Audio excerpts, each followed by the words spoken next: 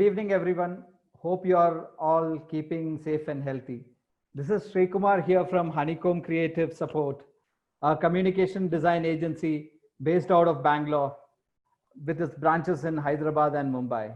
Our fine art division Photostop has been helping photographers of different genre in printing their works on fine art papers and canvases, helping them in conducting exhibitions and creating websites too. Now, on the occasion of International Tiger Day, we are privileged to organize this webinar called The Journey So Far and the Road Ahead about tigers. Our moderator for this webinar is Professor Jitendra Govindani, Director Academics at ICBM SBE Hyderabad. He is a marketing professor by profession for the last 24 years, but a wildlife photographer by heart, and has been doing photography for the last 5 years. Among all the species he has photographed, the only animal that lures him to his camera is the tiger. Tiger is the animal that has taught him to be furious yet calm, strong yet tender. Jitendra sir, we are glad to have you as the moderator for this webinar, which has eminent panelists like Dr. John Singh, Dr. Sanjay Shukla, Mr. Rahul, Mr. Kedar Gore, and National Award filmmaker, Mr. Subbaya Nallumuthu. Over to you, Jitendra sir. Thank you so much, Sri Kumar sir. Thank you for introducing me so well. Indeed, it's a privilege and an honor. As you rightly said, we have got an eminent panel in place. And I eagerly look forward to a wonderful, meaningful discussion. And needless to say, so like we would include our audience. So like we have some beautiful presentation lined up, some nice thought-provoking discussion, and also we'll also include quite a few audience questions. And let me also tell you that so like we'll try to include as many audience questions as far as possible. And unlike other panel discussions, God forbid, if we are not able to answer all the questions of the participants or the audience member, so like you can direct your questions to a specific panel member, and that question will ensure that so like your question is answered by the panel member in audio format, and we promise to get back to you and share that audio file with you as soon as possible. So with that, so like I'm indeed I'm blessed. It's my proud privilege to introduce eminent panelists. We have got some, in fact, each one of them is an expert in their respective fields, and I take great privilege to introduce them to you. The first panel member that we have got is a man who needs no recognition, a man who is known world over as one of the best biologists and scientists that India has ever produced. We have among us Dr. A.J.D. John Singh. He is India's most respected scientist, having worked tirelessly across India in the area of conservation field research for more than 30 years under the aegis of well-known institutes in India, including the Smithsonian Institute in Washington, the Wildlife Institute of India, we'll talk later. The Bombay Natural History Society, and WWF India. His research on dhole, Asian elephants, giant squirrel, and his work in the area of conservation of endangered golden mahshar and bluefin mahshar, and of course the tigress, the tiger, is a benchmark in the research field itself. He has contributed to training more than 300 wildlife managers. He called them as wildlife managers, which I'm referring to as the IFS officers. 50 MSc students in the area of wildlife sciences have been trained by him. He has supervised more than 10 PhD students in India. And the most important part is published more than 70 scientific papers and 80 popular articles in the area of wildlife conservation. And some of the research papers have been published in world-renowned journals. In 2004, he was awarded with the Distinguished Service Award from the Society of Conservation Biology. The Carl Zeiss Award in Wildlife Conservation, he won in again 2004 for lifetime service in Indian wildlife. And the most important, the coveted Avian Ambrose Sanctuary Lifetime Wildlife Service Award in the area of wildlife in the year 2005, and he was awarded $1 lakh as a cash prize for this. Dr. John Singh retired as Dean Faculty of Wildlife Sciences from the Wildlife Institute of India in October 2005. Currently, he lives in Bangalore and works for Nature Conservation Foundation as an eminent wildlife biologist and also with WWF India as an honorary scientific advisor. I welcome Honorable Dr. John Singh. Sir, it's a privilege and an honor to have a person of your caliber as a panel member. Welcome, Dr. John Singh. Thank you. The next important guest that we have with us is Dr. Sanjay Kumar Shukla. Dr. Sanjay Kumar Shukla is a 1992 batch IFS officer. He holds an MSc in biochemistry from Allahabad University and a PhD from Devi Ahilya University, Indore. Presently, he is an additional principal chief conservator of forest, additional PCCF, in Madhya Pradesh. Dr. Sanjay Shukla commands an extreme wide range of experience in different branches of forestry, including wildlife conservation and other areas. Dr. Shukla served as a field director of Kanha Tiger Reserve from 2016 to 2018. He's also a renowned conservation photographer with images in many national and international magazines. He has also, to his credit, several publications relating to conservation. And the latest handbook of tiger census that was released. In fact, I am not exaggerating when I'm saying about 60 to 70% images in it of tigers are contributed by Dr. Sanjay Shukla. It's a privilege having you among us, Dr. Shukla, and looking forward to a great interaction with you. Welcome, sir.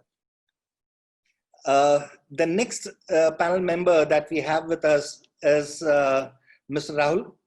Mr. Rahul is a 2004 batch IFS officer.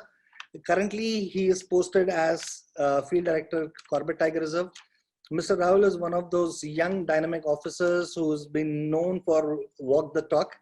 And I've been working very closely with Mr. Rahul, and so very rarely we see officers who can maintain a proper balance between wildlife management and also tourism. So I'm really happy and blessed to have you as one of the panel member. Welcome, Rahul, sir. Looking forward to a wonderful interaction with you as well. And next among the elite panel that we have put up for you is Mr. Kedar Gore. Mr. Kedar Gore has been actively engaged in wildlife conservation and environmental protection work for over 2 decades. He is a passionate bird watcher since the age of 10, and he has a master's degree in zoology.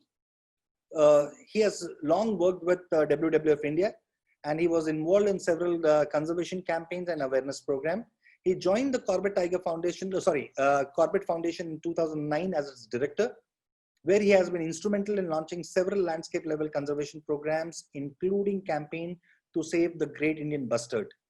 He has been awarded with several awards. It will take a long time for me to read those awards. So, but he's been awarded as the Environmental Awareness of Think Wildlife Awards in 2018, and 50 Most Impactful Social Innovators Award by the World CSR Congress in the year 2018. It's indeed great to have a person of Mr. Kedar's caliber among us. Well, welcome, Mr. Kedar, and looking forward to great inputs from your side, especially in the area of man-animal conflict. Welcome. Thank you very much. It's indeed my pleasure to be here. Thank you, sir. And next among us is persons who has, whenever I think about movies on tigers, the only person that comes into my mind is Mr. Subbiah Nalamuthu. Subbiah Nalamuthu sir, whom we call as Nalla sir. Nalla sir is a director and cinematographer, and he's a leading wildlife filmmaker specializing in tiger-centric films. He's a cinematographer from FTIT Chennai. Nalla sir has earlier worked as cameraman for ISRO Film Division, and he has a privilege in working with industry's best directors and network such as National Geographic, BBC, Discovery, Channel 4, Animal Planet, Star TV, Doordarshan, and the list goes on and on. Some of the iconic films made by Nalla sir are the Tiger Queen for Nat Geo, Tiger Dynasty for BBC, Life Force 2 for Discovery, Tiger Revenge for National Geographic Channel Wild, The World's Most Famous Tiger for Nat Geo, and my favorite, The Clash of Tigers for Nat Geo. He has won several awards, including the prestigious Indian National Film Award. He is a recipient. In fact, he has an award list which is 3 pages long. So I requested Nalla sir, it would take me 30 minutes to read all your awards. So in short, he is a recipient of many national and international awards. and very few people can boast of winning 4 national film awards. So it's indeed a blessing in disguise for us to have Nalla sir among us. Nalla sir, welcome. So guys, like we would like to have as much of time in interacting and discussing various points. So without wasting much of time, now I request Dr. John Singh, who has a brief small presentation lined up for you. So I request John Singh sir to start with his presentation, a brief presentation, after which we'll start with the panel discussion. Dr. John Singh. Okay, am I audible? Yes, sir, you're audible, sir. Thank you very much for this opportunity. And shall I start my video or switch it off? Sir, if you can start your video also, it would be great. Why? Because we'll get to see you. Okay. Perfect, sir. Oh, Welcome, John Singh, sir. okay. So behind me, you see a nice patch of tall grass, terai Yes. tall grass, a favorite area for the tigers. I'll request my colleague Kedar Gore to start my presentation actually. Yes, I will do that, sir. And you know, it's great to see so many people, nearly 400 people participating in this program. And I think it is a great opportunity to talk to the people about, tiger conservation. Okay. So as you can see, I work with the Nature Conservation Foundation, WWF India, and the Carpet Foundation actually. Okay. And these are my presently retired and living in Bangalore, but I work with all these organizations. So fortunately, I'm able to keep myself very busy. Now, so let me begin with my first tiger picture, maybe the first best for whole of South India, I will say, which I took on 23rd May 1978 from a mango tree in Bandipur Tiger Reserve. Okay, if you go to WWF India guest room in Delhi, Dr. Ravi Singh is kind enough to put up a very enlarged version of this picture, actually, black and white picture long time ago. I selected this Nalla, a lot of tiger spray smell, and there's a mango tree, and I asked my tribal assistant teacher now who is no more, put up a small 2 branches as a hide, and they were using a rope. I used to climb and wait actually. Okay, and the tiger coming to the Nalla was indicated by the alarm call of wild dogs. You know, wild dogs, when they encounter a tiger, you know, whistle. No, this type of whistle they give. So when they gave this type of whistle, I was alert. There were langur up in the tree, and they could not give me that alarm bark. You know, they were busy feeding actually, and they did not see the tiger coming. Okay, no. So when compared with other tiger-rich countries, you know, we are doing very well. I'm going to talk about the following actually: tiger landscapes, India, terai landscape, Northeast India, Central India, where I include the Eastern Ghats also, Western Ghats, threats within the protected areas, man-eating tigers with special reference to Sundarbans, and what is the maximum number of tigers India can have. So these are the points on which I'll be briefly talking actually. So this is like terai, you know, terai tiger landscape. It's very long actually from Yamuna River to Gandak River, narrow in many places as you can see. And the greatest threat is, you know, roads. You know, they go across. Even recently, a road has been built to Tanakpur. It's a 4-lane road. I mean, we had identified a corridor there, but nobody thought about establishing a flyover or anything. The road has been built. So that is the greatest threat. And nearly maybe some 500 tigers will, live here. And in the very vulnerable to poaching, as it is closer to Nepal, and they can smuggle everything to Tibet very easily. And the biotic pressure extremely high in the UP part of landscape, you know, where we have so-called the sugarcane tigers. Okay, now terai. Next one. I'm sorry. Northeast India, isolated protected areas where the Kaziranga is facing grace actually. And we call them, when we call this Serengeti of India, extremely productive land, but enormous problems, shifting cultivation, hunting, poaching, smuggling of everything to nearby countries, and poverty and mining, a lot of threats there actually. The Damba tiger is very empty, Baksa tiger is also, there are no reported tigers. Kaziranga has got a good population. In the case of Manas, it's recovering. Dibang Valley up in the mountain, you know, there are some tigers. And Sundarbans, for example, I also included this along with these landscapes, including our Bangladesh Sundarbans, there is 10,000 square kilometer area, but the prey availability is exceedingly low. I mean, Chital and wild pig, we see them. I mean, the density is very low. So the maximum unit can support at the most 100 tigers. And in the greatest threat to Sundarbans, as you can know, flood and climate change. Who knows, after several decades, Sundarbans may not be there at all. Next. So central India, the tiger landscape, our Sanjay Shukla comes from this landscape actually. They are fabulous, but they are more like a broken family. Look at the way they're all far apart. So the corridors, they are very fragile between them. Many places they don't exist. And wherever they are there, they are threatened by roads, rail track, canals, and mining. And Indravati Tiger Reserve, very, very large, but unfortunately, because of this militant problem or the Mavo problem, no one knows the exact status of tiger there actually. And there could be some 800 tigers in this entire landscape. Only by the genetic viability of the population can be maintained only by translating tigers from one place to another, because many places in the corridors may disappear in the course of time. And south, in the finest tiger habitat we have what I call as a Nilgiri landscape. Here all the protected areas are very close by, like a joint family, okay? And you have places like Brahmagiri, Wayanad, Nagarakale, Bandipur, Upper Nilgiris. Upper Nilgiris even outside this, I mean, but Mukurthi National Park, WWF of India, they recorded nearly 40 tigers. Amazing. And some 5,000 square kilometer area, like a joint family, they're all together. Entire Western Ghats may have about, 800 tigers. The Palghat Gap is a big gap. Nobody can think about anything about it. Next.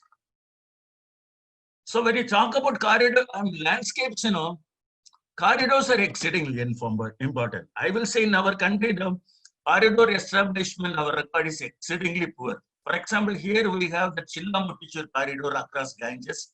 This is the river Ganges.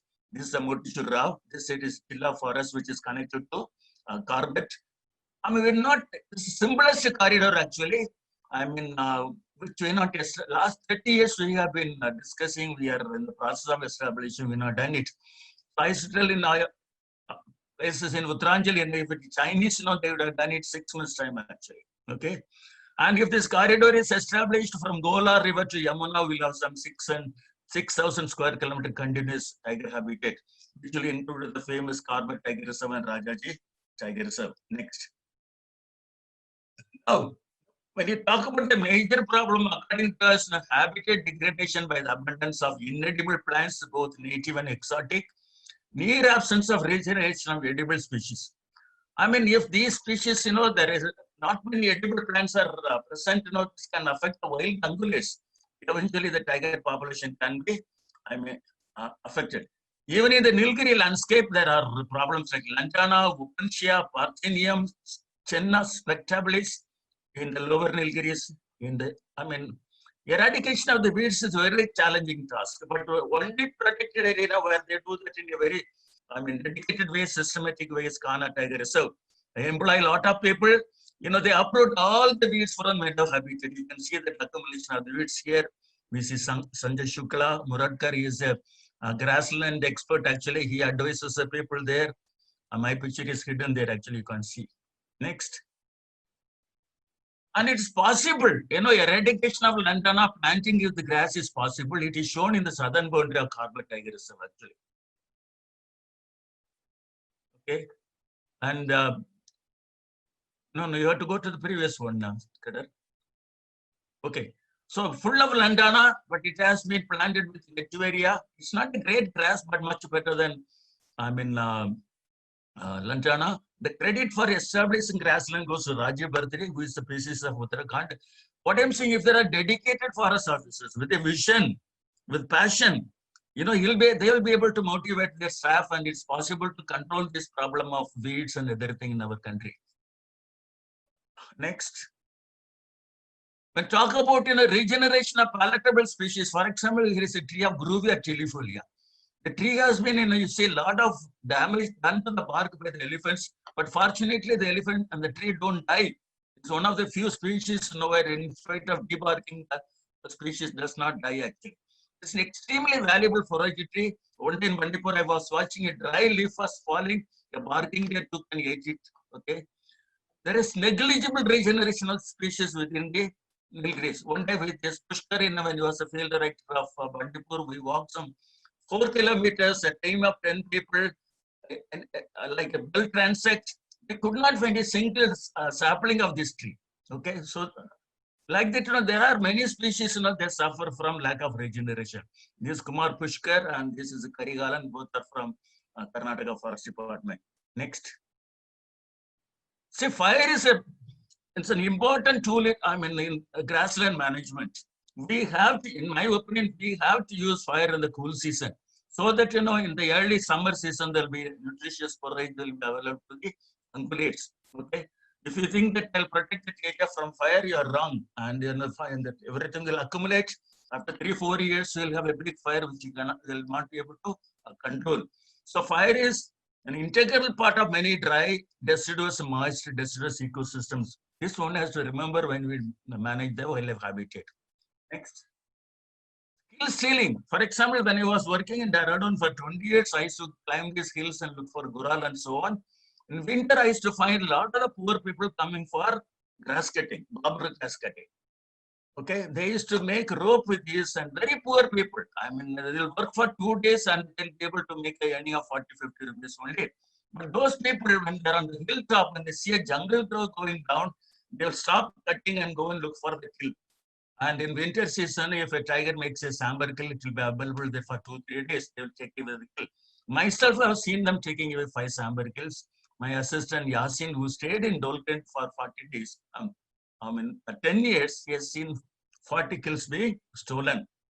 And unfortunately, nobody understood this problem. Now I understand it is under control. The people are using plastic to make rope. They don't come into that area. And this problem is only in the Shivalik belt, because Shivalik belt only, we have this barber grass going. So one should be very careful about poaching, not only poaching, also kill stealing. When there are a large number of people living in the forest, tribals and everything, when there is a kill, they will take it. Imagine in winter, if all the kills are stolen. They were doing it. A lot of kills will be stolen. The pregnant tiger will have a problem. Mother with the young cubs will have a problem. It's one reason for the decline of tiger at West of Ganges. When we joined the institute, possibly there were some 30 tigers. Now there are only 2 females left. Lot of prey. But now they are planning to reintroduce some tigers from the, west of, east of Ganges, where the Corbetella. Next. Why do tigers become man-eaters? And Corbett, Jim Corbett, as a boy, I took a fancy for reading Jim Corbett books, first in Tamil, then in English. I learned a lot by reading his books, I tell you. So I need not read this, a tiger in a fresh kill, wounded tiger, small kips. It can kill a person, but these animals cannot be called as man-eaters. If killing continues and the body of the which is regularly eaten, then the tiger should be declared a man-eater and should be eliminated immediately. That is very, very important. When a tiger becomes a man-eater, it loses all fear of human beings. Unlike leopard, it can kill a person even in daytime, even when the people are going in a group. So man-eating tiger creates enormous fear among the human population. Imposes a curfew in that landscape it operates. Some time ago, 4 years ago, there was a man-eater operating in the Nilgiris. What I call Dodabata man-eater. For 20 days, people cannot go to school, they cannot go to tea gardens. Everything stopped actually. Next.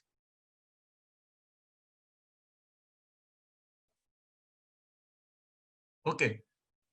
Why was man-eating common in Sundarbans? SS Best, one of the very fine forest officers who worked there, he has great understanding of this. He says nearly 99% of the human kills happened within the Sundarbans mangrove habitat.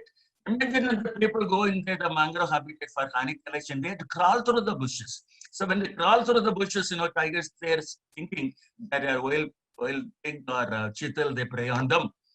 And interestingly, he says outside the forest area, there is no, no man killing, because the tigers, outside when they encounter people, they see a tall human being bigger than them, so they avoid them. But inside the forest, when the people are crawling inside, they become very vulnerable to, tiger predation. Once you know that human beings are very easy to kill, and whenever they hear somebody talking there inside, they go there and kill them aggressively. Okay.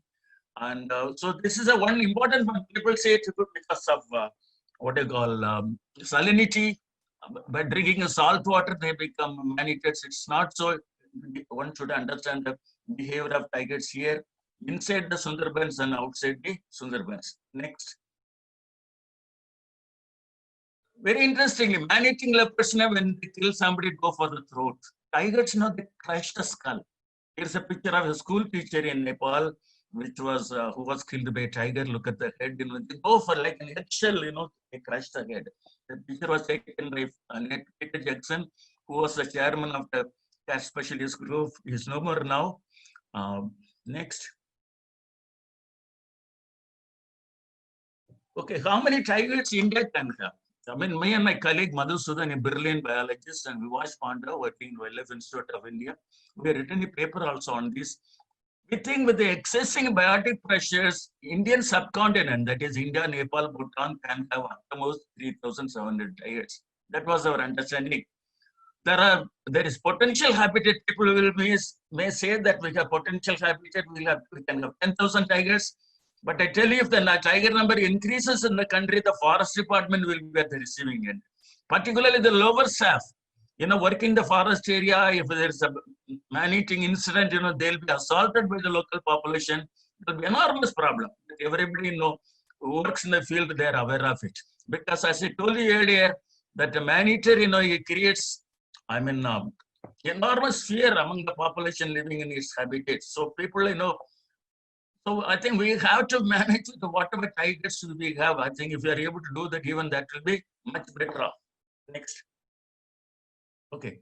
In the hilly areas, sambar conservation, tiger conservation, for example, tigers, sambar is an extremely valuable prey for tiger actually, large in size. Ecologically, behaviorally, and biologically, the most suitable prey for tiger.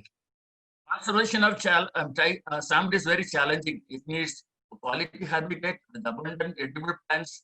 Langur play an important role in the feeding ungulates in summer, particularly in central India.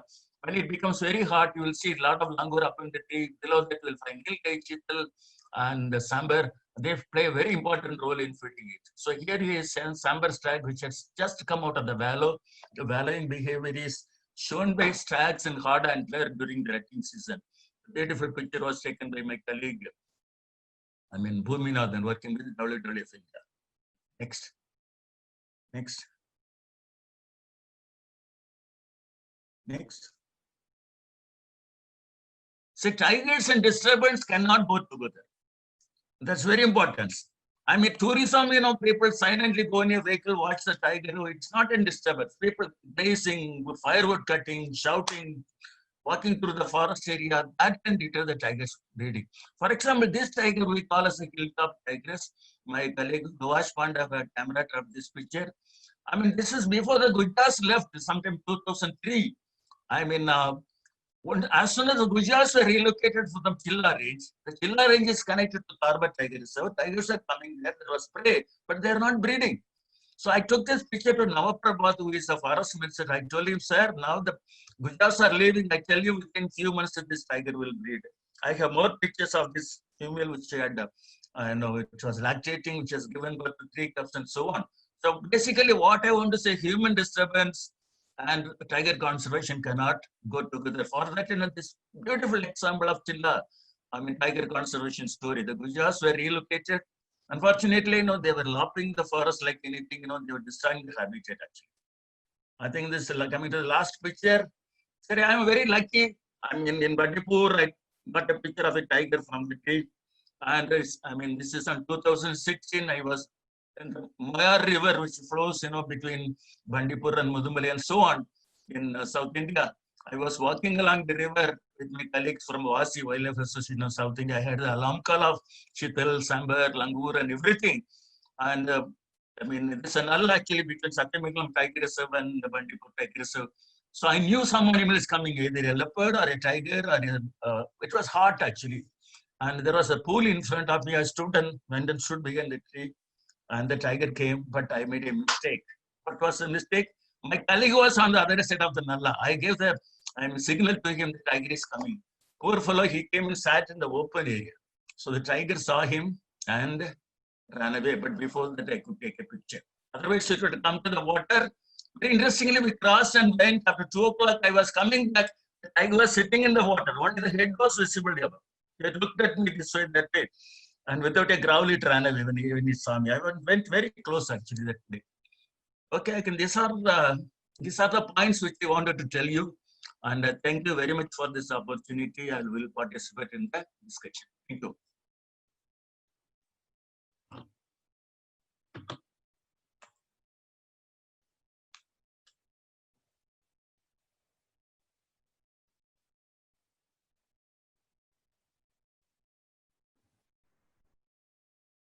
My presentation is over.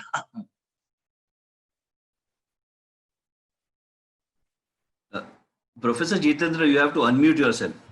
You're unmuted. Sorry, I'm sorry. Okay, I'm sorry. I thought I was unmuted.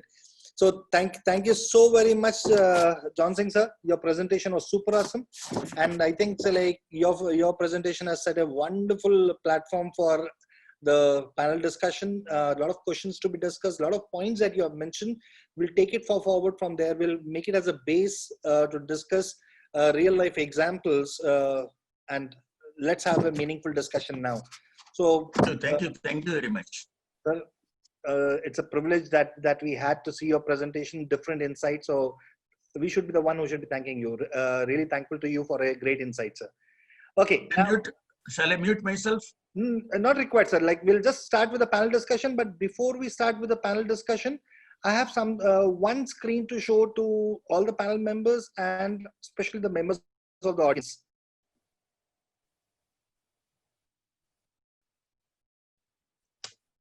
Now, are you all able to see my screen? Perfect. Now, 1973 was a very important year for the audience member, those who are not aware. 1973 was the year when the Project Tiger was initiated in the month of April. The day when we started the Project Tiger campaign, so like the number of tigers that were there in India were only just 268. And from there, we have got a steady increase in tiger population. In 2006, it was 1411. In 2010, when the St. Petersburg Agreement was signed on the day 29th of July, when it was decided by 13 nations that the number of tigers would be doubled by 2022, India had 1,706 tigers in the year 2010. In 2014, the number rose to 2,226, that is 2,226. And 2018, the number is a staggering 2,967, a 33% increase over the last census. To be precise, 741 number of tigers extra we have now. So my question to the eminent panel members is, what does this rising, I repeat, what does this rising number mean to you all? The number of tigers that we have has risen from 2,226 to 2,967. What does this rising numbers mean to you, right? Can I say one point? Yes, sir. I think you can take the initiative, sir. John Singh, sir. You know that your first histogram. Yes, sir. When we started, we had 1,800 tigers. 73, when Kailash Shangala, he went his survey, was the first Project Tiger director. And J.C. Daniel of Bombay Natural History Society also, he did a questionnaire survey, 1,800 tigers. So that thing you have to make the correction. I'm sorry. I'm really sorry. Because one of the article that I was going through showed it as 268. My apologies. So initially we had 1,800 tigers. Yeah, 1,800 tigers to begin with, you can say 73. Okay. And the increase, I think we have to be little, see, the thing is, more cameras were used, more areas were covered. Unfortunately, that was not accounted for. Now, whatever we have numbers in it will be the baseline, and based on that, we'll be able to monitor the population correctly. Because same area should be covered, same number of cameras should be used. It's very, very important to know. The methodology should be the same every period. If it varies, it can give a wrong information. So Okay. what I would say that whatever increase we have seen, according to me, many of my colleagues would agree with me that we had used more cameras, more areas were covered, so it shows a number. Now we have the baseline data. But as I said in my presentation, when compared to the several countries, I mean, like Vietnam, for example, no tiger, and China. I mean, India is doing very well. India is doing, but we should be very careful, to talk about this number. If methodology should be the same every time. Thank you. Perfect. Perfect. Sanjay sir, what's your take on it? Firstly, I wish all the panelists and all the participants a very happy International Day, Tiger Day. So for me, actually, the histogram which you showed rightly, Dr. Jansingh sir has rightly said that the figures of 1973, they are not exactly correct. And Okay. you cannot compare these two. I mean, we'll take this process of estimation starting from 1973 till 2004 and 2006 onwards, because Okay. there has been a change in the technique of estimation, the process of estimation. So first good thing is, like, if you go in the history of the tiger conservation, so we have seen a decline in the global tiger population in the last century. Almost 95 to 97% of the total tiger population world over that got extinct. I mean, they just decreased. Mhm. India still holds almost more than 70% of the global population. Before 2004, the estimation method was that PugMark census technique. Then, like Jansingh sir has mentioned, even 2006 onwards, grid size, number of camera trap locations. Then another thing is the age of the tiger, which is counted for the estimation, like above which age we take the animal in the count. So there are few things that require fine tuning, but overall, I can say that present this double sampling method and estimation method using this mark capture and recapture, this technique. So this gives, this entire process has been vetted by the international conservation experts. So we can say that this technique is quite good and comprehensive, and the present figures are good. Now coming to the increase in the tiger population, if you're comparing this All India Tiger Estimation cycle of 4 years, 30% is good enough, and if you see the annual growth rate in the tiger population, that comes to close to 6%. So there are many issues related to good management, good protection and enforcement also. Like Jansingh sir was mentioning of Kanha, like now we are focusing more on the habitat management also. With good habitat, good prey base, obviously the number of tiger is going to increase. And one more thing we have to look is like the total tiger reserves hold quite a small area if you compare to the total geographical area of the country, that comes close to 2.3%. But most of the tiger, if you see the tiger estimation, that is done across all over the country, across all the landscapes. But the total tiger population, more than 90% of the tiger population is located in only 10% of the entire area, which is surveyed or which is put under taken in the estimation. So they and most of the these number you will see the change in the another factor which like Jansingh sir has mentioned, like we are in the double sampling method. Earlier, when we were going to record the presence of tiger outside the protected areas, that was not that much intensive earlier.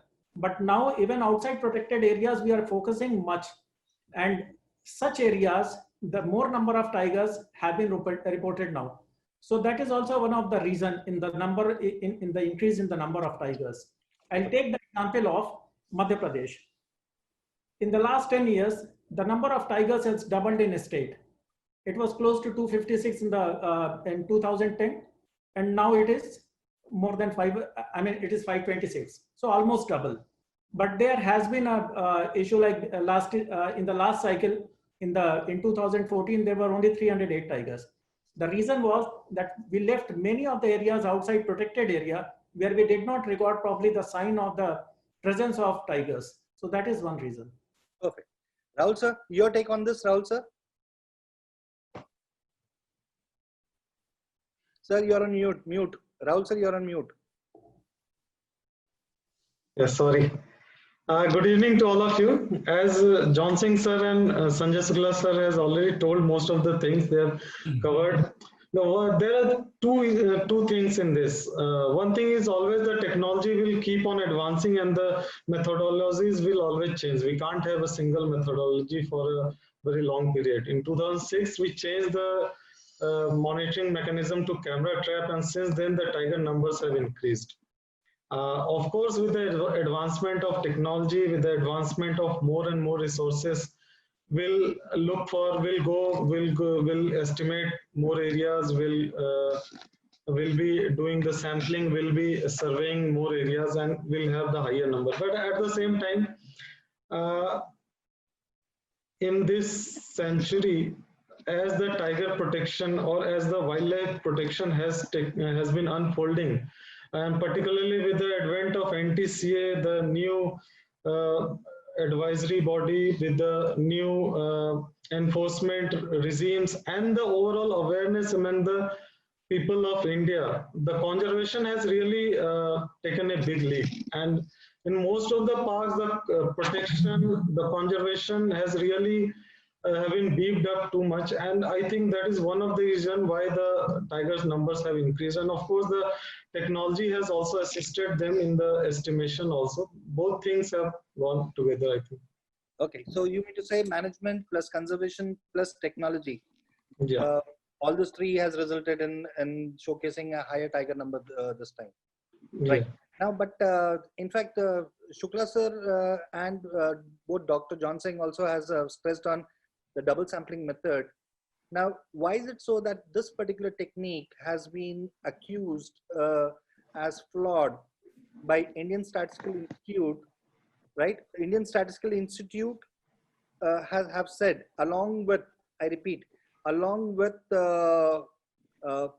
Wildlife Conservation Society, Tata Institute of Fundamental Research, and University of Oslo have said this technique of double sampling is flawed. Also, so like in the last census, in the 2016 census, or sorry, 2014 census, tigers of minimum 18 months old, tigers which were minimum 18 months old were considered in the census. And this year, just to showcase a higher number, tigers of 12 months also are being considered, just to show the exaggerated numbers. How true is that statement? Because this is not my statement.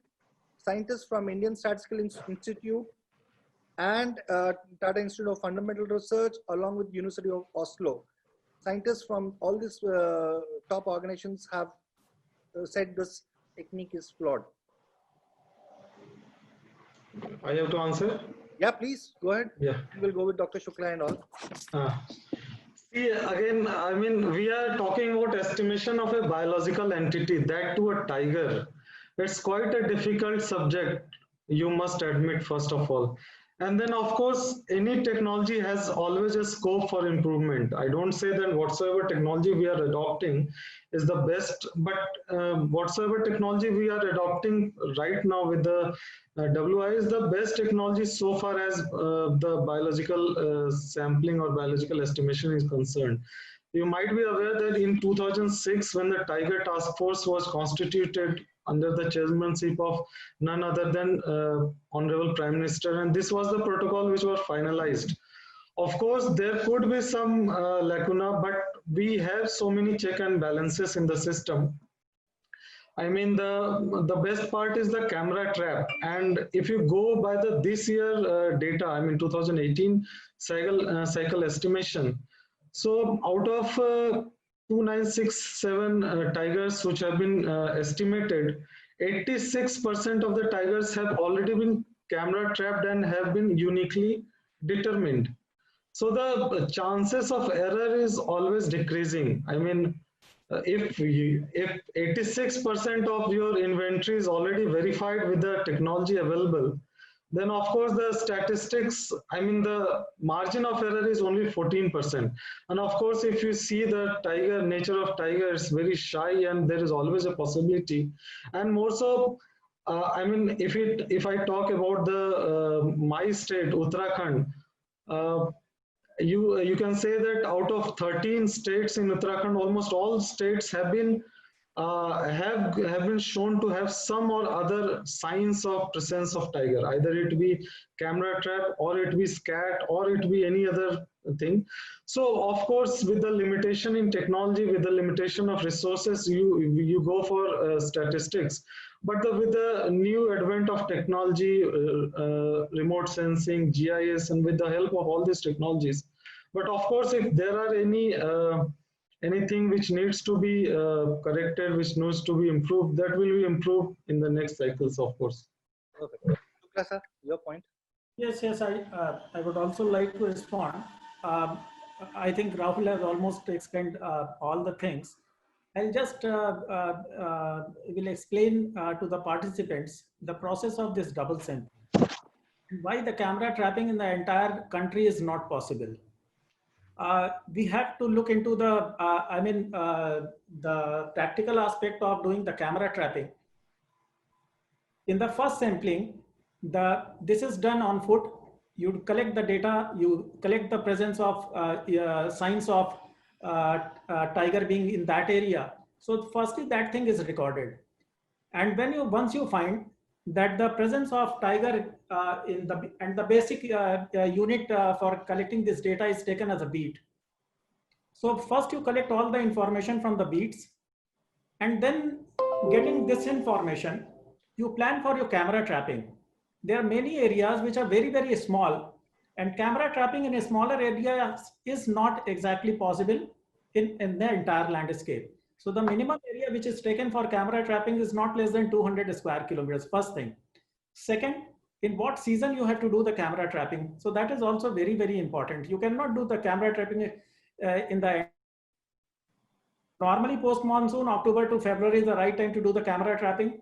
Then you have the limitation of not only the equipment, the limitation of the trained personnel for collecting this data. The collection of data, there is a set protocol for camera trapping.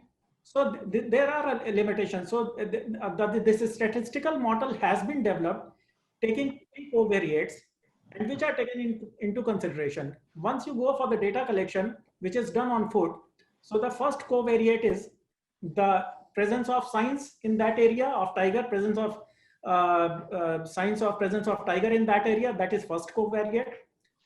Then second is the abundance of prey base, means more number of prey. If the prey density is good, there has to be more number of tigers. Similarly, more number of signs are there, there has to be more number of tigers. Third is how far is that place from the night light or from the disturbance, human disturbance. If it is away from human disturbance, there is obviously has to be good number of tigers. So taking these three covariates, a model has been developed, and which is a very robust model and has been tested. And even this year also, there were, peer review by the international conservation experts. For the knowledge of the participants, I would like to read out their name, that Dr. Matt Hayward, Dr. Chris Carbon, Dr. Joseph Baum. They all have vetted the entire process of this estimation. So there is no question about this, that this technique is not, obviously, like Rahul said, there is always a scope for improvement. So many alternative models have been supposed. So they'll be tested again in some smaller areas. Maybe in the future, we may have some better models for estimation. So there is one occupancy model which has been suggested, but that has yet to be tested, like which one is better. Perfect. John Singh sir, would you like to add on to it? No, my point is, let us not talk about the past actually. Okay. Now we know what should be done. About the age, you have to be careful. No, you can't. 1 year you count animals which are 1 year old. Next year in another 18 months old. You should not. Uniformity should be there. I mean, now we know where all tigers are occurring, and only in those areas you should estimate the number and put the camera also. If you put too many cameras in an area, you'll be able to capture more tigers. So methodology should be the same in hereafter. Hereafter, I'm saying. So now we have a great baseline data.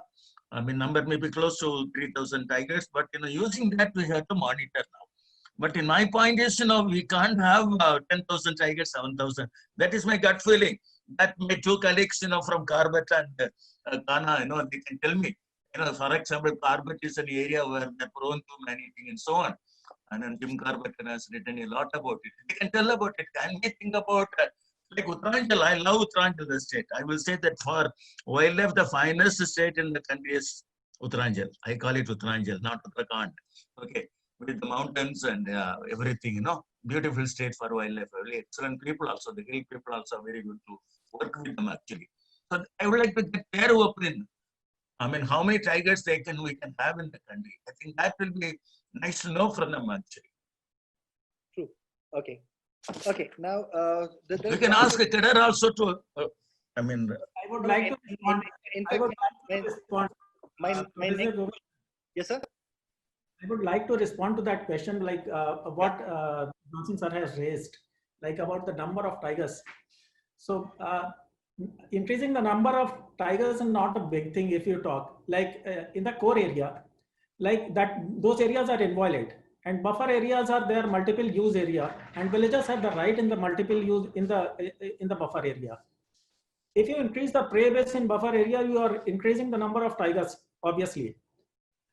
But at the same time, you are going to increase the conflict, and the tiger is always going to be at the receiving end. So unless not only tiger, the staff also. Yes, sir. Exactly. So that is bound to happen. So the management, you are going to antagonize the local community, and that will badly affect even the population which you are having right now. So increasing the tiger number is not that difficult by manipulating, by artificially creating the changes in the habitat, and easily the number of tigers. But that is going to increase your problem unless there are many other areas where you can focus on, like corridors. We have to change, make changes in the land use pattern in the corridors. We need to involve the community in the conservation effort by compensating them in through various means. Like Mr. Gore is here. So they are doing some NGOs are doing wonderful work. So with their help and by converging various government schemes, we can, unless you support the local villagers in some economic package, you need to have some bouquet of packages for them for various government schemes. So unless you involve the local community, you are not going. It won't be easy to increase the number of tigers. Perfect. So thank you so much, Shukla sir.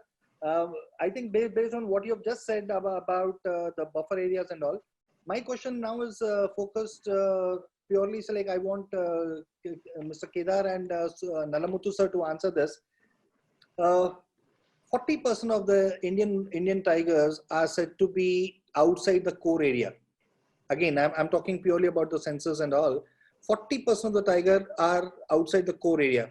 So what are the challenges that you see when I'm talking about outside the core area? It can be the buffer or surrounding areas. So what are the challenges do you see with this 40% tigers? Mr. Kedar. Yeah, I'll be happy to answer this.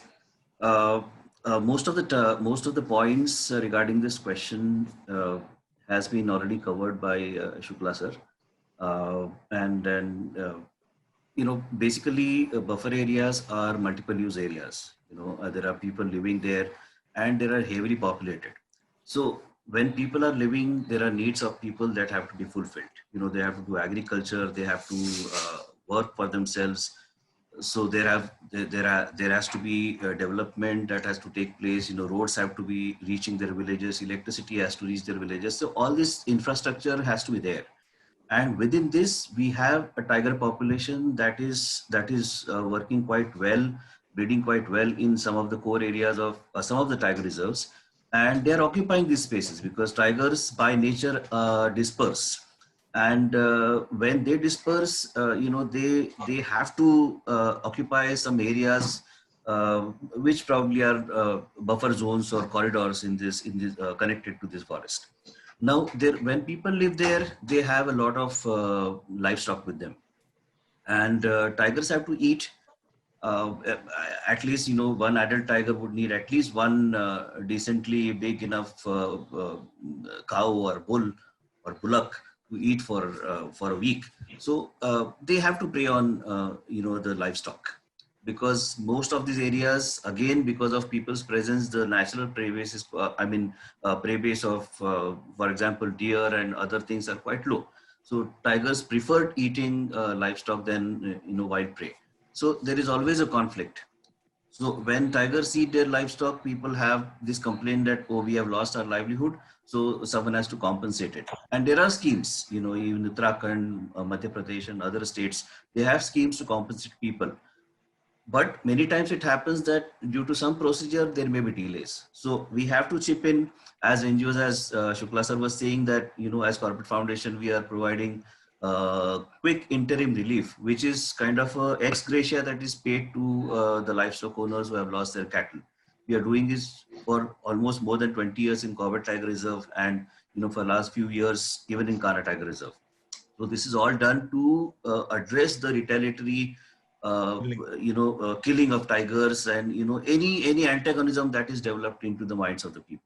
So we have to be, there are several challenges.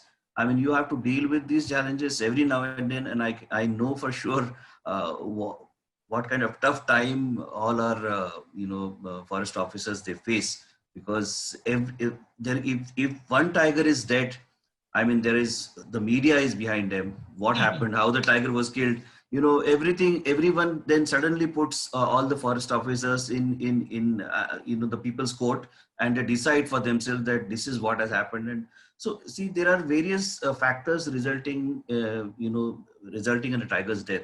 There can be natural factors. There can be even unnatural factors where poaching can play a role.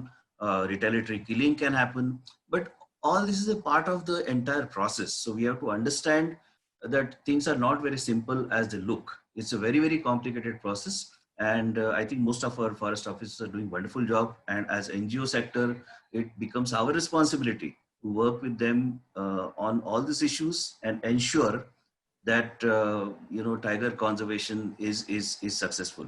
Now there will be challenges. Again, I'm coming back to the numbers thing. We are too much behind numbers.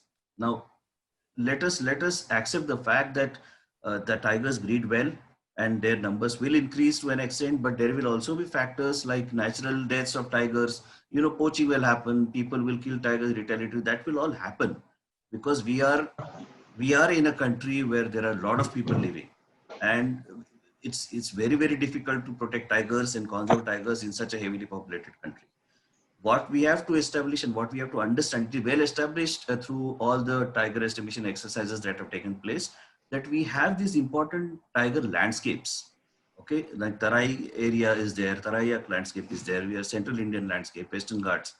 These are potential tiger conservation areas. So we have to look at protecting the tiger across the landscape, where we can provide them the necessary connectivity so that genetic exchange takes place. Whenever we plan any, as a country, we are planning any developmental projects, we have to ensure that minimum infrastructure, minimum fragmentation of their habitat takes place. So as a country, there are several other things that one should do. So it's not about, and let's not make it a number game. Like this time it was in 2018-19 for 2967, now we aim to do it at 3,300. It's not a race. And 4 years is not such a long time that suddenly the tigers will increase from 3,000 tigers to suddenly will become 3,300 tigers. And then if we practice that, if we have that as an aim, then unfortunately some kind of manipulation may creep in. It has not crept in probably as far as I know, but then we should be very careful about it. Perfect. Nala sir, your perspective, you film for 200 days in a reserve. and I think so like on a day-to-day basis you interact with the local community. What has been your understanding of whole situation? Nala sir, you're mute. Nala sir, you're mute. You're mute. Yeah. Can you hear me now? Yes, sir. Thanks for everyone. See, I make films for a common audience.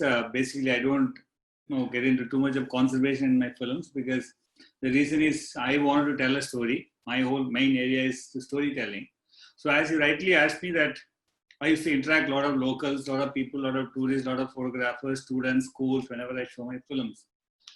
As a layman, so I'm again, I'm still understanding conservation. Most of the people, wherever I show film or wherever I interact, the first thing they ask, and even recently also, the first question they ask is, why do we need more numbers of tigers? There's no space. For example, the place where I'm working in Tadoba, lot of tigers are outside than core area. And that's the question they ask. I mean, which I'm asking, conservationists, scientists, they can very well answer because that is one thing. That's the first thing. Why do we need more number? Don't you think we should protect the tiger which we have? Why are we behind this doubling the numbers? That is one question. The second question is like a layman, what they ask is, if these tigers which is in buffer zone, why can't they translocate to place where there is no tigers? They ask stupid questions or sometimes very valid questions. Some school children will ask, sir, dinosaur to bilkul nahi hai. Kuch nahi hai, everything is fine. Why do you need tigers? Sometimes we need to answer that also because in that basis, my idea is to make very simple, film so that they can understand instead of getting into too much complication. This is always there. And even, for example, recently, there are some tigers of the through corridor, they come from Tadoba to Umarate. So there's no prey base. Even there is a corridor.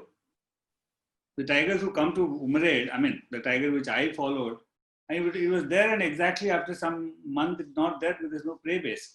So these are three basic questions which is, so always they ask for it because it's a very simple question which I'm still finding an answer. But the minute if you started giving an answer in a little broader perspective, in a long-term perspective, which they are not. And again, their question is, tiger is someone asked me, tiger is a national animal, sir. Why can't we shipped to, there's no tigers in Valmiki Reserve in Bihar. Why don't we take this tiger from here to here? There's a national animal. Don't you think one should work more instead of just doubling the numbers? This is what I normally ask. I think a lot of audience may be there. I think someone can answer it. That would be great. Even I need to know the basic answer with me. Can I make one correction with our Nallamuthu's statement? Yes, sir, please, sir. Valmiki Tiger Reserve, now they're doing very well actually. 40 tigers and largely from Chitawan actually. It's very close to Chitawan National Park. And amazing, I was lucky to visit that place some time ago and that people there are exceedingly poor. When you see their hutments and everything, you feel like crying. When compared to South India, we're very fortunate. We live in a very fabulous place. South India particularly, there people are exceedingly poor. And this government has employed a lot of them in that, tiger reserve development related work and so on. And they have now 30-40 tigers. And they're doing a great job actually. Even rhinos have come from Chitawan. Gaur has come. And in spite of all the problems, that Valmiki Tiger is doing well. Yes, in fact, there are 32 tigers in the latest census report. Okay. Valmiki Tiger Reserve has 32 tigers. Okay. Latest report. Yeah. So we do have a success stories like, the first translocation of tiger to Panna, which I covered it. It was a very successful story in MP because the translocation is one of a successful story. So since we have stories like this, since we have proved it, but still, one can explain for common viewers, Absolutely. why can't we do it? Yeah. Let me add one more point. See, Panna is a great example. See, Madhya Pradesh Forest Department, they're very dynamic. I would say that in their country, they are the leading light actually for conservation, restoration ecology. And why Panna is a success story, they brought tigers from different places. I mean, the genetic vigor of the population is much greater than in Sariska. Sariska, they brought only from Ranthambore. Even Yeah. Ranthambore tigers, people say it's an inbred tiger. And some 400, 500 square kilometers of Panna is really good for a lot of sambar and so on. But in the case of Sariska, maybe 100, 120 square kilometers only is free. The rest of the area, still there are problems actually. Still So very- Panna is a great example for tiger reintroduction and increasing the population.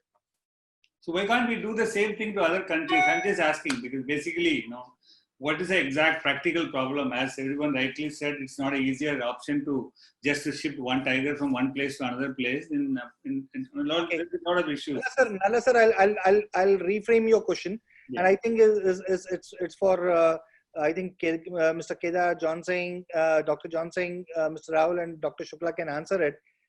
In fact, Panna, Sariska, and Nauradehi is a wonderful example of successful reintroduction of tiger. In fact, Nauradehi is like we translocated the tiger, but all these three places, it's a success story. Sariska probably failed the first time, Yeah. but second time finally we succeeded.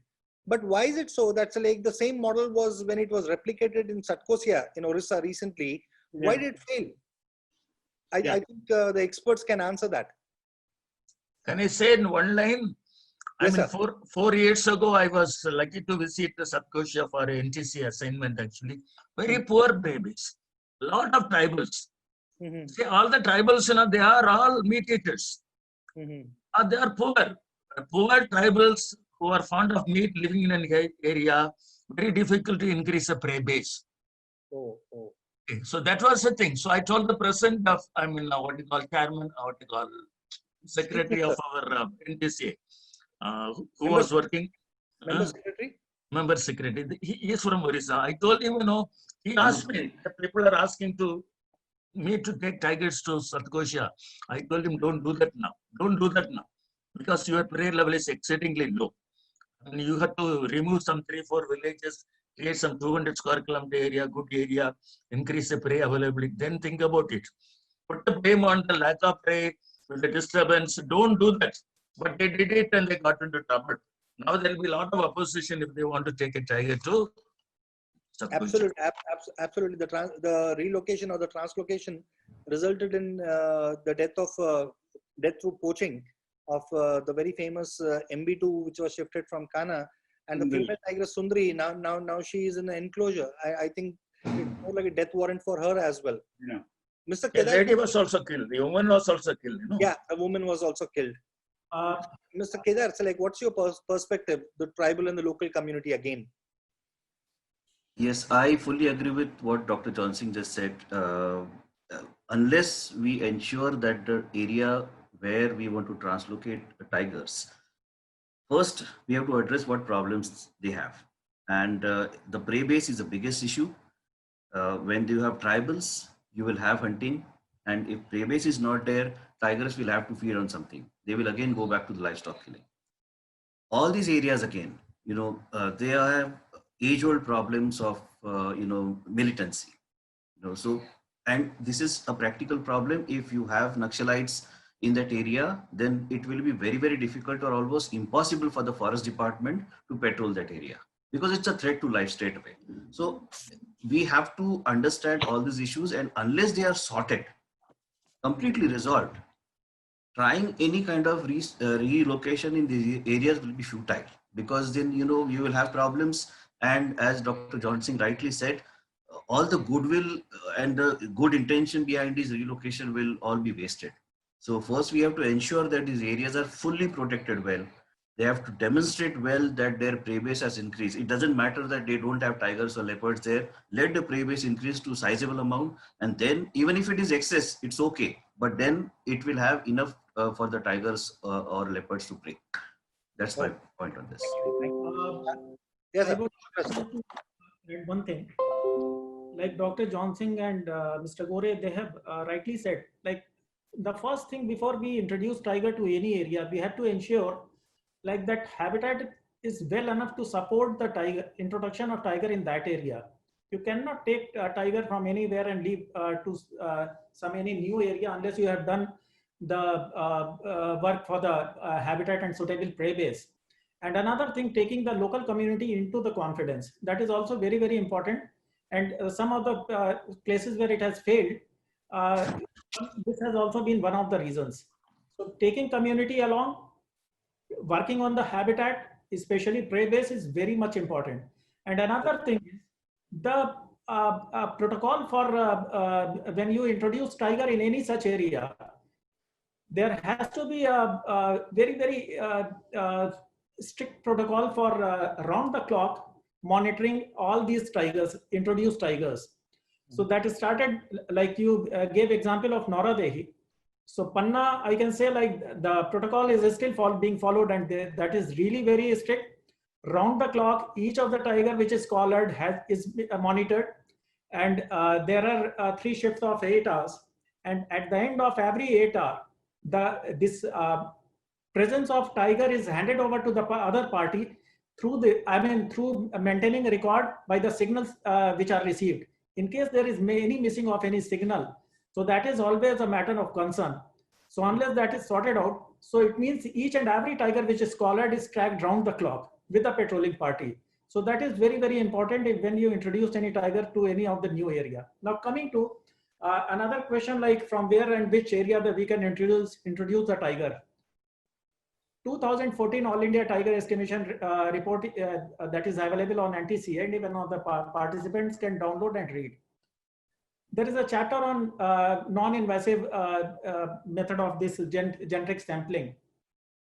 So the tigers across the entire country have been genetically mapped, and there are 2 major clusters. One is Northeast, and second is the rest of the India. 2 populations, 2 clusters, you can say are really really have some problem. That is one Western cluster that includes that Ranthambore and Sariska. So there are issues of inbreeding. So genetic drift and all these with the inbreeding, they start playing their role. And second is the Odisha. That population is unique and declining also just because of too much of inbreeding. So when we talk of, when we plan of reintroducing tiger, so you have to see like from landscape, having some genetic similarity only, you can plan of reintroducing tiger from one landscape to another. Even when we talk of Madhya Pradesh, there are 2 distinct different clusters. Bandhavgarh and Sanjay tiger is they fall in one cluster, and Kanha, Pench and Achanak Marg, they are in another cluster. So whenever you plan of introducing tiger, so it is always good to have a mix of gene, like Dr. Johnson said, for giving example of Panna. So we had genes from Bandhavgarh, Pench and Kanha. So that was good for the population of species in the longer run. But you have to see that you don't bring the genes from outside the cluster. I think the same problem we are facing in Kaziranga too, inbreeding and all. Kaziranga is still, Dr. Johnson, I think he would like to maybe knowing more about that area. But that cluster is not that, there is not that much of inbreeding. The population is good, sufficiently large in Kaziranga. So there is not much of, even I have read the report, so that doesn't talk much of inbreeding in that area. That population is well connected. Okay. Okay. Now, this is one question that I would specifically like to ask Nalamuthu sir. Many times when we talk, when people, general public talk about tiger, they associate tiger with negative connotation. They call it as a beast. They call the tiger as a ruthless hunter, right? A killing machine, and so on, right? They show a tiger is in a bad sense, and they associate as a bad omen. And also, not many people are in love with the tiger because of its fierce nature. But in your movies, you show tiger and tiger emotion in a different context altogether. Yeah, that's what do you say? Yeah, that's one reason we always I try to showcase this tiger in a very positive way.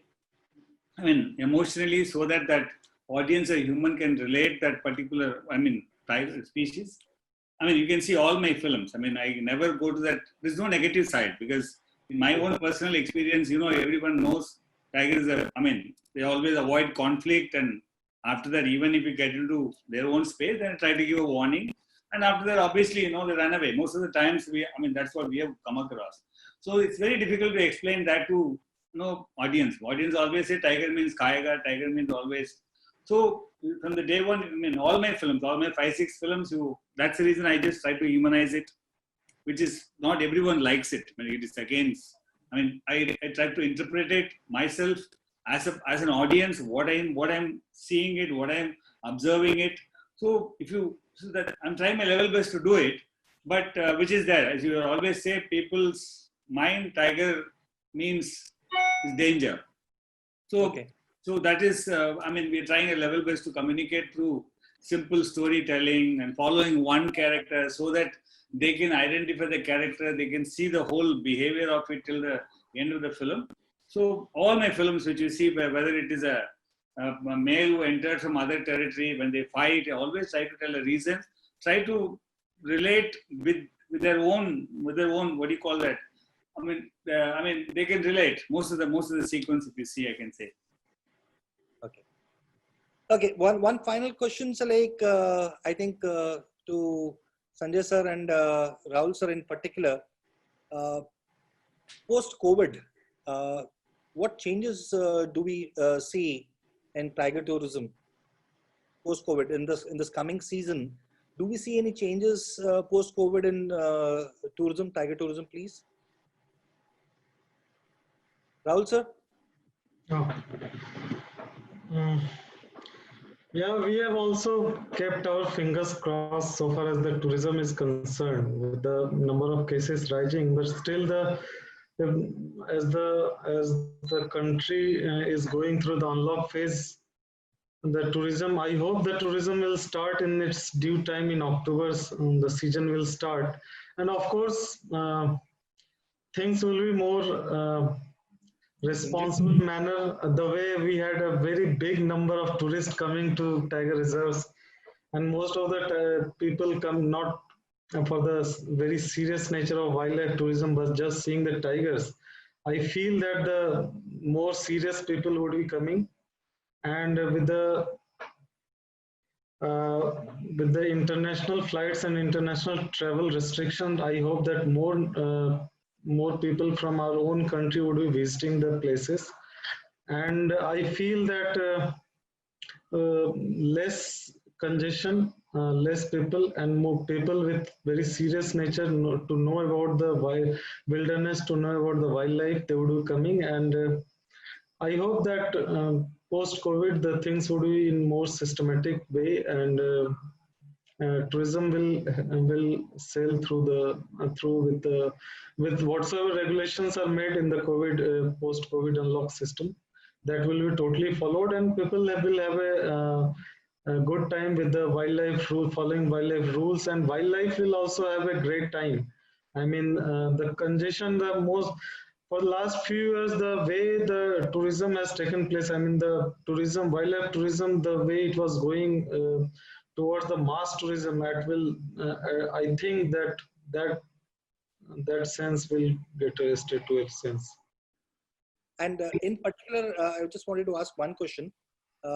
Like when for a short brief period, when the tourism started in the end of June, just for 15 days when the tourism started, there were regulations of age, right? Kids below 10 years of age and senior citizens above 65 to be precise, they were not allowed. Do we foresee that kind of rule still? Yeah, that rule was morely for the comorbidity issues. I mean, of course, the number of cases in our country is increasing, and we have to be very cautious on that front also. So, what I see that if the things go smoothly, and I mean, in the unlock today only the government of India has announced the unlock 3 guidelines, in which more activities have been opened up. And in whatsoever has happened in last 6 months, people have aware themselves very much, and the way people are aware about the hygiene, about the social distancing, about how not to contact the infection. I think these are the things which, if people are aware and if people are accepting the new norms of tourism, the new norms of life, So I your think job that becomes easier. Your job becomes easier. it's not my job. It's not about my job. It's about the wildlife. I mean, wildlife is for everyone. It's the everyone's tax. It's the out of taxpayers' money. The wildlife is being preserved. So everyone has his right to see. I mean, seeing is believing. If one goes to a core area, then only he can realize what is conservation all about. I mean, if one is not able to see a tiger in a wild, so you'll think what's the fun of a tiger in a wild? You can always see a tiger in a zoo.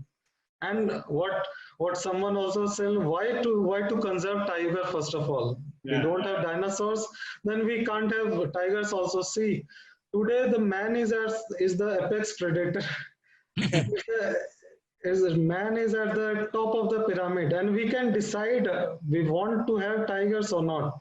Like there was a question, and my take on that is that we only can decide how many tigers we want to have in our ecosystem. If we want to have a break on 3,000 numbers, we'll have a break. We want to have 10,000 numbers, we'll have 10,000 numbers. We don't want tigers at all. Yes, we can do with that also. But for all these things, for sustainable development, for sustainable management of wildlife, people should know that what is wildlife, what is conservation really means, what is a virgin forest, and what really makes the conservation out of their hard-earned money, out of their taxes.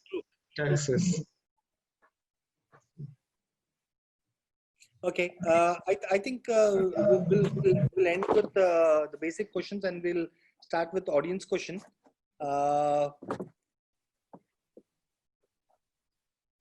Okay. Now, many times, like, okay, there's one question by Mr. Tanmay Makija. He says, is it possible for tiger to salvage bodies that are left over from cyclone hit India, eat them, and also become a man-eater?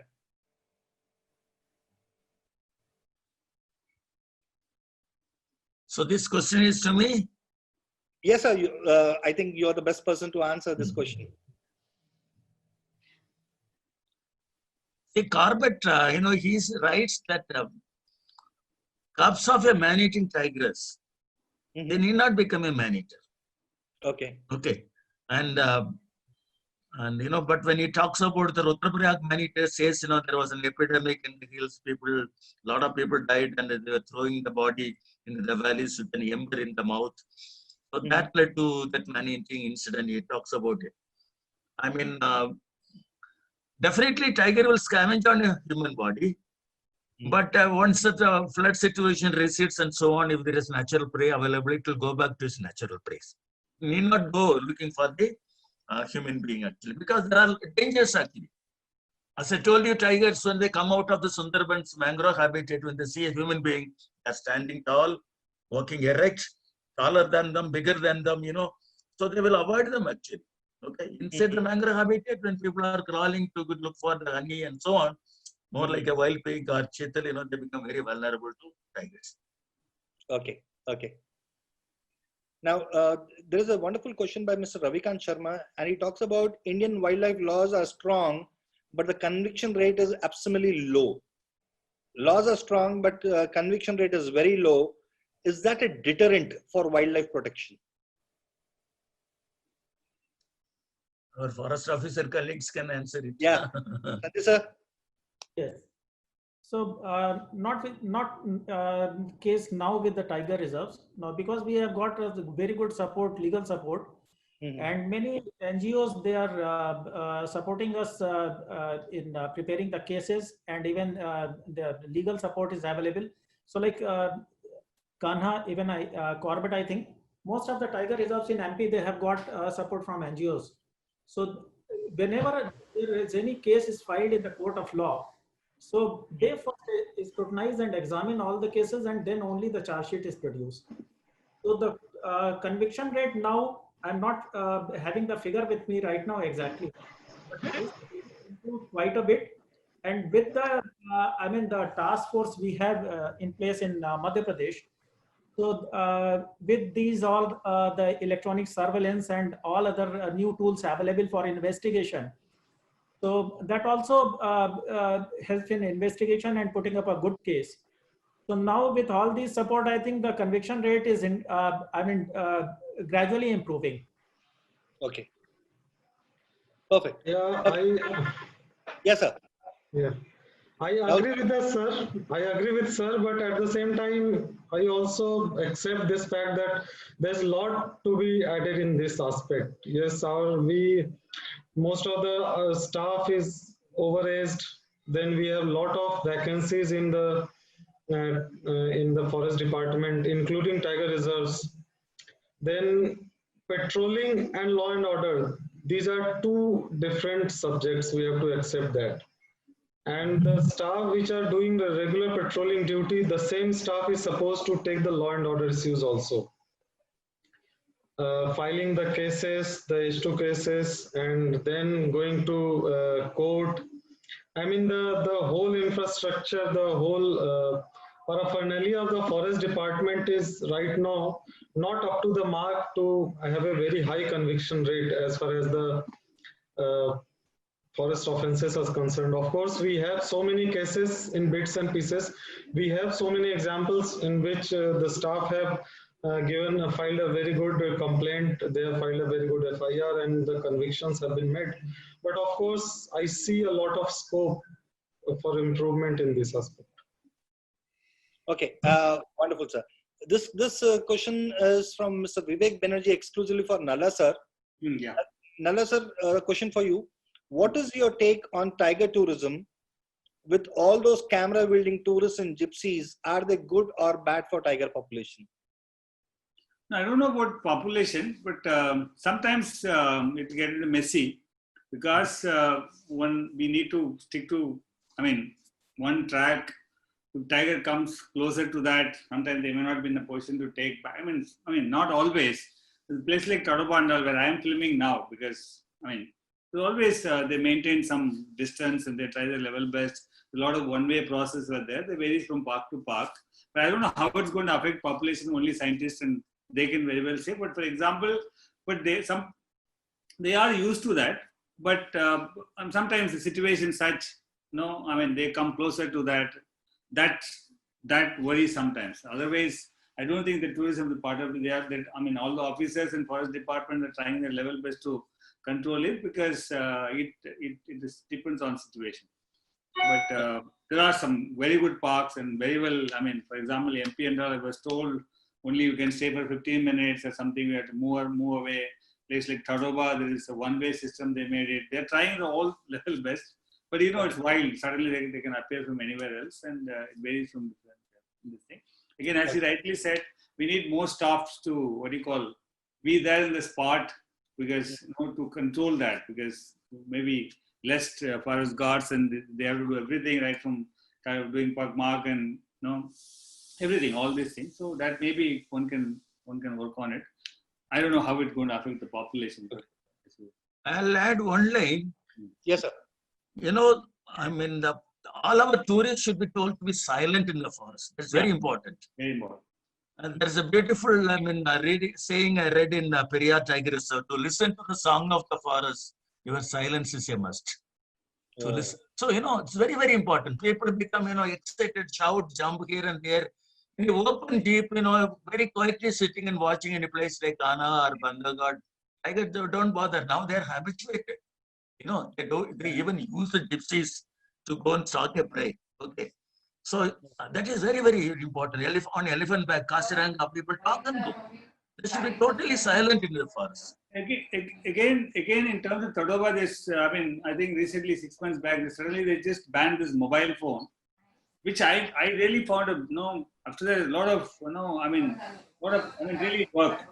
Because what happens is if they have a mobile phone, I'm not talking about photographers. There are some normal tourists.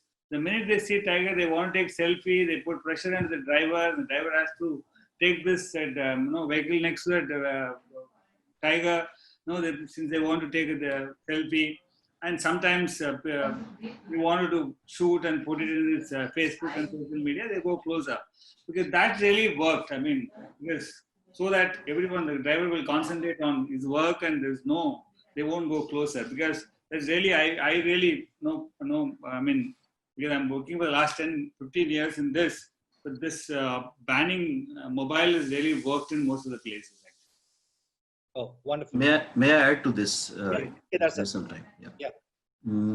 Actually, I feel that there should be some standard operating procedures as far as even wildlife tourism is concerned. And I personally find the kind of tourism management happens in Madhya Pradesh, especially Kana.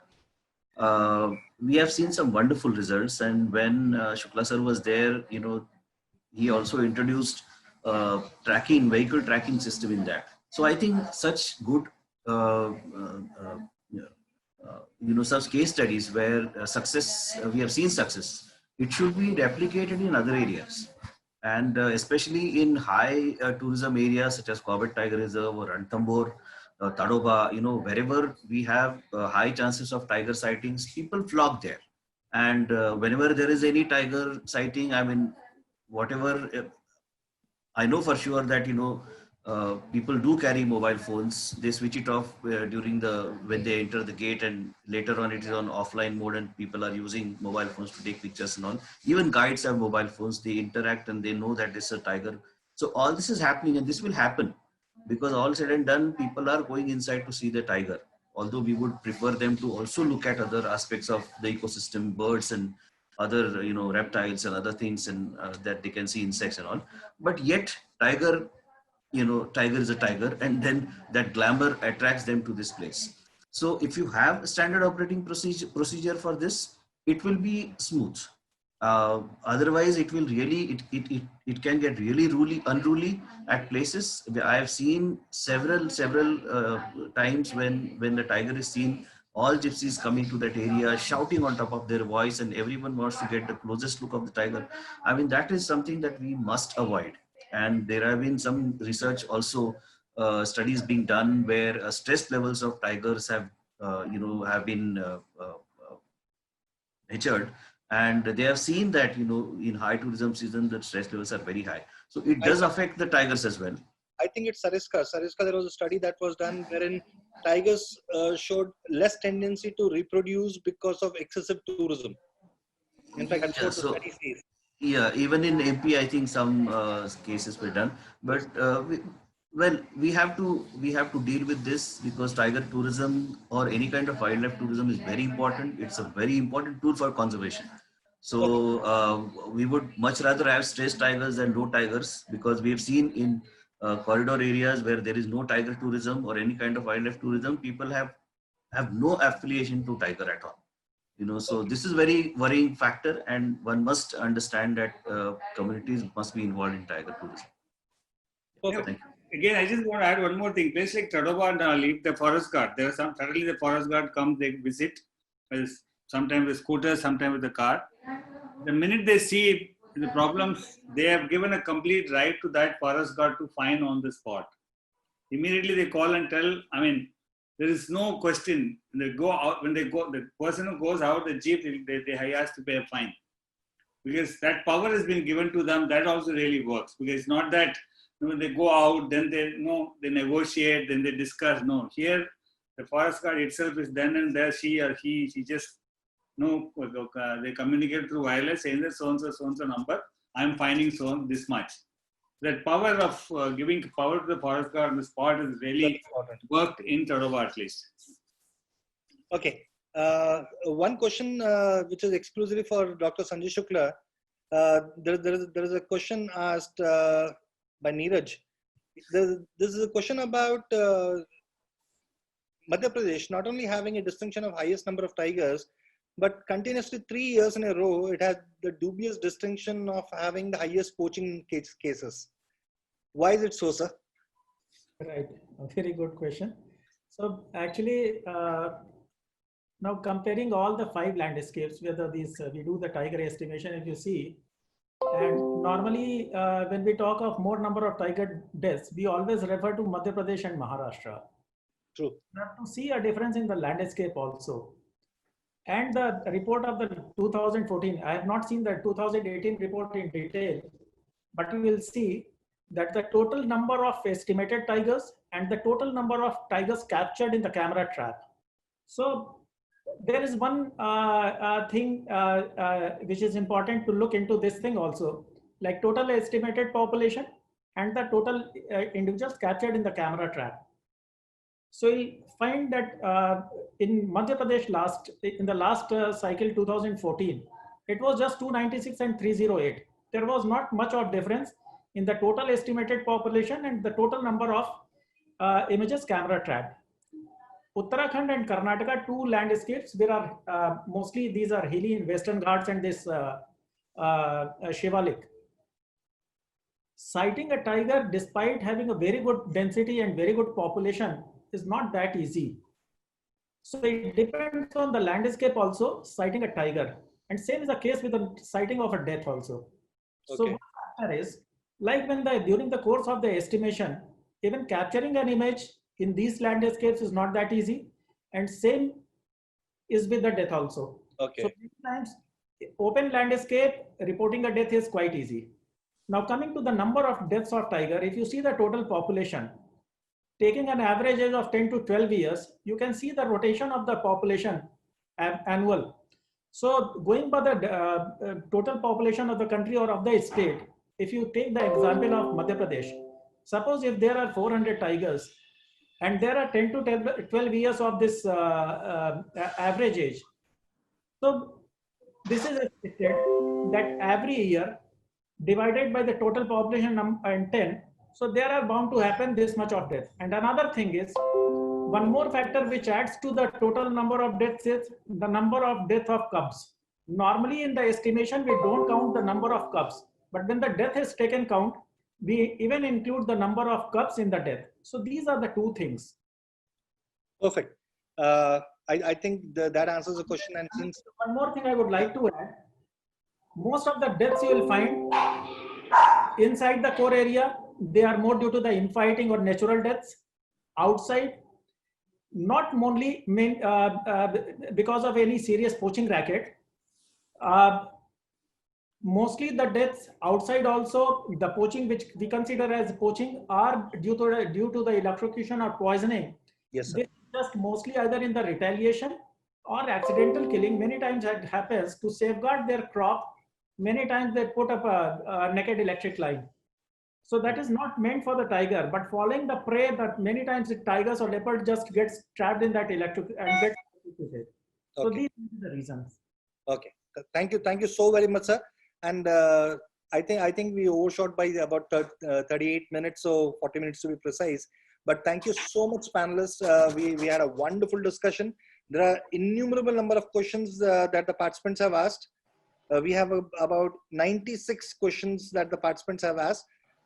Friends, like, let me tell you, we will come back to you if the question has been asked to a specific panelist. We will ensure that this question is answered by the panelists. We will record the answer. The audio version of the recorded answer will be shared to you by mail.